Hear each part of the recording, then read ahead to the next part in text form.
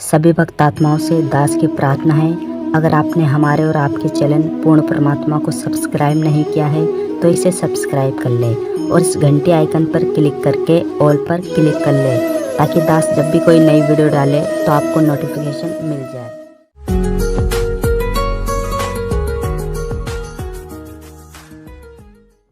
अपन आत्माओं जैसे ये हमारे एक बीमारी ला रखी है इन नकली गुरुओं ने कि जैसे आप जी का कोई भी घर का सदस्य मृत्यु को प्राप्त हो जाता है, फिर उसके शरीर को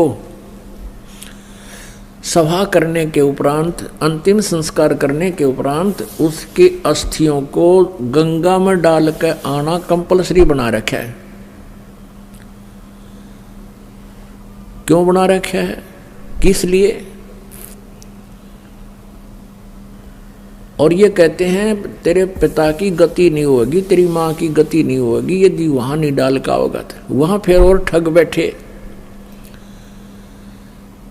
यहाँ के भेजने वाले एजेंट अपना कमीशन ले लें और वहां बैठे वो जो गंगा में डलवाएंगे उन अस्थियों ने वह न्यारे चार्ज करें। अपने आत्माओं ये सब अज्ञान के कारण, तत्व ज्ञान के अभाव से हो रहा था। अब क्या होता, जैसे एक व्यक्ति किसी किराए के मकान पर रहता है और उसको मकान मालिक कह देता है भाई मकान खाली कर दे, मुझे आवश्यकता है, तो उस समय वो छोड़ना जी ना करता। और इस मकान में तो यू अपना मान रहा, अपना पर्सनल मान रहा है, इस मकान में तो यू कोई सैकड़ों वर्ष रहता है, तो इस मकान को ये छोड़ना नहीं चाहता, अपना मान बैठता है। उधर से भक्ति ना करने से ये प्रेत बन जाता है। प्रेत बनते ही इसका जो भी अकाउंट है जाते इसको मिल जाता है, कौन सी योनि प्राप्त होनी है, ये भूत बन जाता है। और उधर से क्या होता है कि वो घर वाले उनको फूक देते हैं, सवा कर देते हैं, तो वापस वो अपने घर पर आता, वो प्रेत बन के।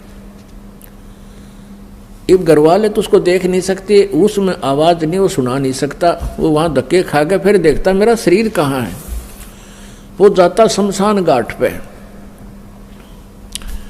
तो इतना इसको ज्ञान होता है प्रेत को कि ये अस्थि मेरी है, ये नहीं है। तो अगर वहां उसको कोई अपनी अस्थि मिल जाता है, यो हार्ड ना जड़ा हुआ, उसको चिपक जाता मेरा है, यो मेरा, नुचकती चिपट जाए उसका। और ये सिद्ध, ये क्या करते हैं, सेवड़े उन अस्थियों को उठा लाते हैं और वो अस्थि के साथ आता वो प्रेत, फिर वो उसको अपने जंतर मंत्र से जकड़ लेते हैं, अपने अधीन बनाकर फिर वो दूसरों को दुखदाई हो जाते हैं। तो इस कारण से इसका उन्होंने निपटारा करवाने के लिए इन नकलियों ने ये सोचा कि भाई इन अस्थियां न उठाकर तुम वहां डालो, ऐसे गहरे जल में डाल दो जहां ये पितर प्रेत बनकर आवे तो उसका हाथ ना लगे, वो चपका नहीं और वापस तुम्हारे घर ना आ जावे, आसपास भी ना रहे। उनका उद्देश्य तो ये था। अब उससे क्या समाधान हो गया, वो तो बनना था वो बन चुका है, प्रेत बनना था या कोई पशु पक्षी बनना था वो तो बन चुका है अपने पूर्व संस्कार से। अब वो नकीते ठाकर डालने जाओ, प्रेत वो बन ही चुका है। तो ऐसी हमारी ऐसी वृत्ति है इस जीव की। उसी आधार से सुखदेव वाली आत्मा का संस्कार ऐसा था कि उसने गंदे अंडे में ही ऐसे उसका अंडा नष्ट हो गया और उसका वो चिपका रहा, अपना जान के मेरा है मेरा है। यह वृत्ति है हमारी। अपन आत्मा जैसे बच्चा गर्भ में आते ही माता को अपनापन हो जाता है और किसी कारण से वो गर्भपात हो जाता है तो बहुत रोती है कि मेरा था मेरा था। ऐसे ही उस अंडे को गंदा होने पर भी उसने अपना मान रखा था, चिपका बैठी थी आत्मा मेरे, उसका संस्कार ऐसा था। और ये सारा कुछ जो होता है पूर्व निर्धारित संस्कारों से ही होता है। जो पार्वती जी को मंत्र मिला ये भी पूर्व संस्कार थे इसके और पूर्व निर्धारित था। अब केवल कबीर परमेश्वर ही उसको परिवर्तन कर सकता है और किसी पर परिवर्तन नहीं होना। तो ये सारा कुछ हुआ तो पूर्व संस्कार से, लेकिन घटना ऐसे घटी हो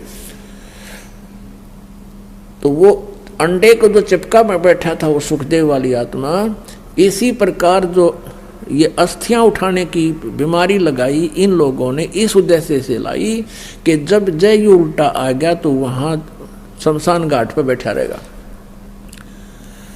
और आपने देखा होगा कि भाई कई क्या कहा करते थे कि भाई ये लड़का वहां जा रहा था और इसकी ठोकर लगी किसी वस्तु का, उस दिन से बीमार है, तो यो भूत चिपटा रहा है उसके अपने अस्थि के, और उसका ठोकर लगी, फिर ये चौधरी था, फिर अब कैसे मेरा ठोकर मार दी, इसके अंडी बनाता लकड़ता ही नहीं, फिर गदा बन जा है।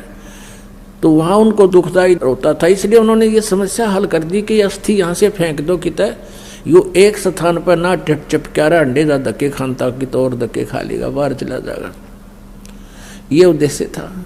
और पुण्यात्माओं कहते हैं यदि आप पूर्ण परमात्मा की भक्ति करते, सतगुरु की संगत करते, ना तो आपने भूत बनना, ना अस्थियां उठाने की आवश्यकता। और आपने यो नाम ले रखा तो कितनी ठोकर लागो, कितने कुछ जाओ चौराहे पर गांडो तुम, और बर्फी खाते हुए आपके निकट कोई भी नहीं आ सकता, क्योंकि ये समर्थ की शक्ति है। एक भक्त बता रहा था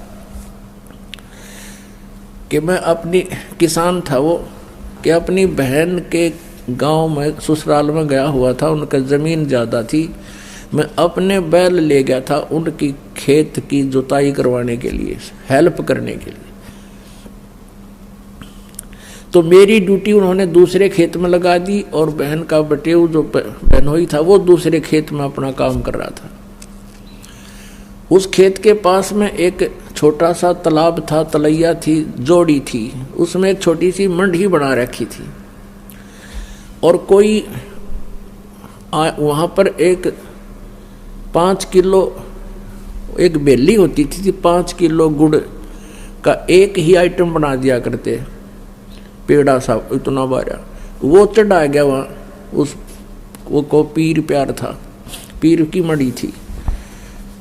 वो कहने लगा मैं बैलों को पानी पिलाने के लिए जब उस गया वहाँ तालाब में, तो मैंने देखा इतना गुड़ दरा बहुत सुंदर, मैंने वो उठा लिया, कुछ तो आप खाया, कुछ कूट छेद के बैलों को खिला दिया, चारे में डाल दिया। और नाम मैंने ले ही रखा था परमेश्वर कबीर जी का, आपके परमात्मा की शरण में आ चुका था।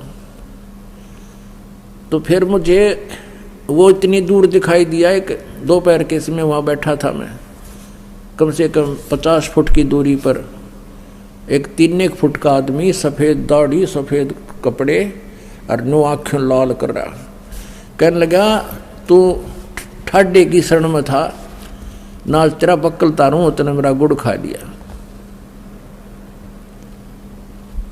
तो तगड़े की शरण में था इसलिए बच गया, ना तेरा बक्कल तारूं, तने मेरा गुड़ खा लिया। ये भूत बेटी के बाप खावे कुत्ते, उनको भी यही आभास है कि मेरा है, बस दर्द मेरा हो गया भी। तो पुण्यात्माओं, आप समर्थ की शरण आ चुके हो, ये तो आपका असर करें को नहीं।